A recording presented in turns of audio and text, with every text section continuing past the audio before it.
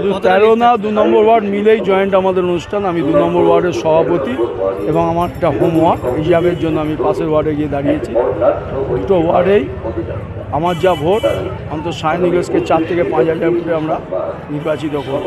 অস্তিত্ব তো নেই, এটা একটা ওয়ার্ডের মিটিংয়ে মানুষের ঢল।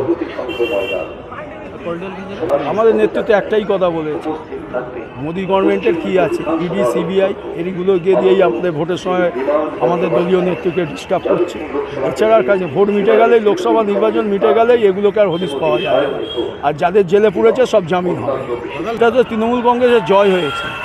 আজ যে সুপ্রিম কোর্ট তো 1 সপ্তাহ পর রায় দেবে বলেছে এবং শুভেন্দু বোসের পরিকল্পনায় রাজ্য সরকার এবং কোর্ট বিক্রি হয়ে এটা করেছে।